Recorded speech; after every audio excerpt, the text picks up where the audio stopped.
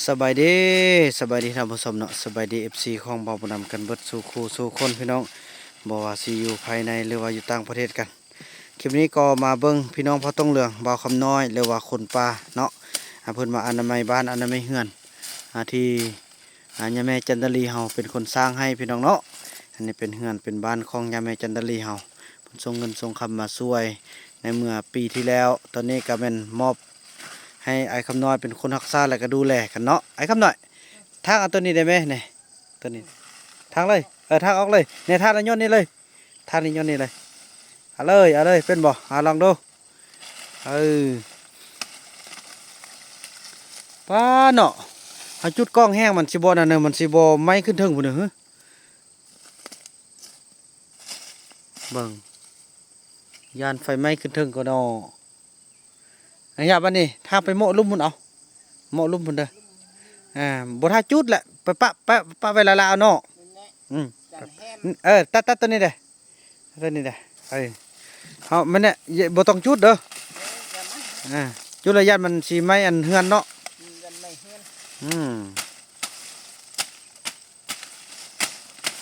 แน่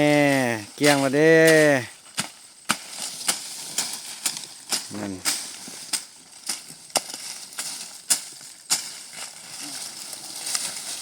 ถึงแล้ว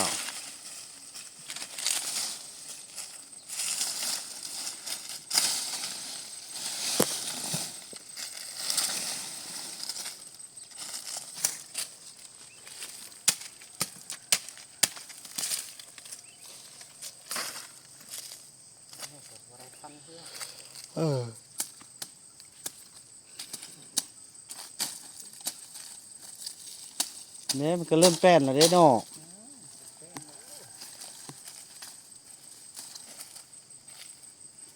เริ่มสะอาดละ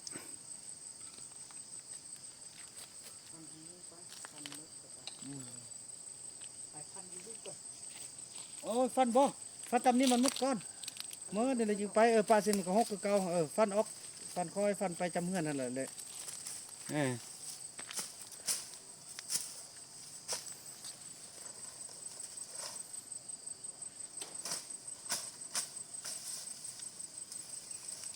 ค่อยฟันไปนั่นก็เป็นเวียกเฮานั่นแหละ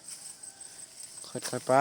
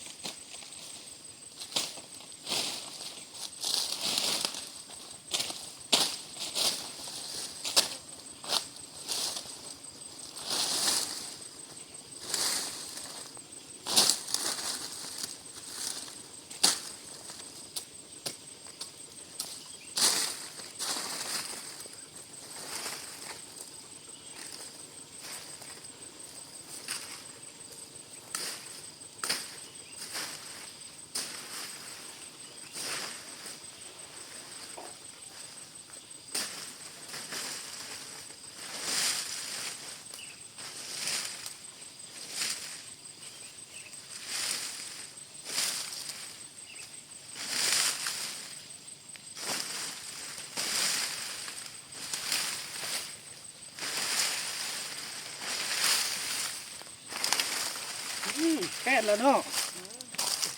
โธ่แหน่ก็งามขึ้นแล้วเด้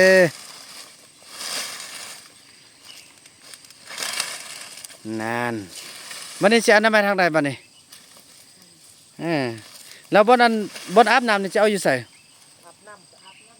อาบอยู่ลุมพุ่นป้าขี้เหงื่อนี่ระวังเด้ถ้ามันจุดตอนแห้งนี่เลยกับจนตอนดิบนี่บ่ไปมันบ่จุดมันก็สว่าคือว่าแล้วพี่น้องเนาะ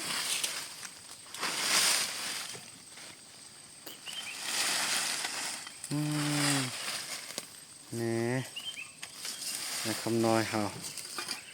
เฮ็ดละเฮ็ดแท้ได้เนาะไอ้คำน้อยเนาะเฮ็ดละเฮ็ดแท้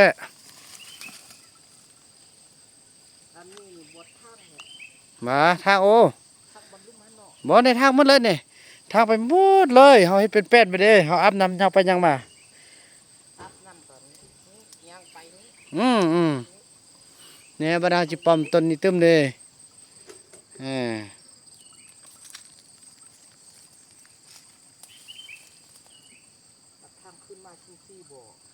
เอาแต่ว่านาดาสิง่ายก็เอารถแท้เอ้ยน่ะแน่ทางเต็มแม่ทางหันมันเป็นแป้นก็ได้มันขึ้นเฮือนหมดแล้วนะขึ้นทางตอนนั้นก็แล้วก็พักผ่อนถ้าผ่อนกินน้ำกินได้แล้วก็ค่อยตื้ม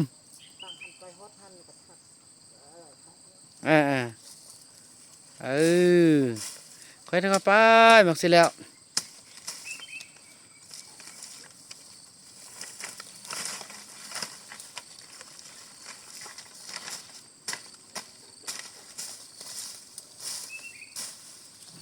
เนี่ยใกล้สิสำเร็จแล้วเด้เนาะงามแล้วบัดนี้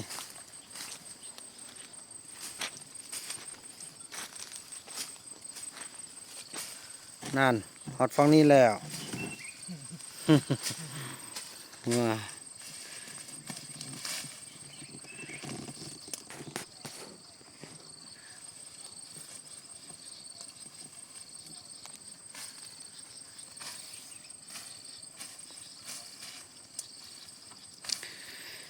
ถือว่าแนวนั้นพี่น้องเนาะถือว่าคลิปนี้ภาพบรรยากาศนี้บ่าวน้ำจะขออนุญาตจบคลิปกันเพียงส่ำนี้ก่อน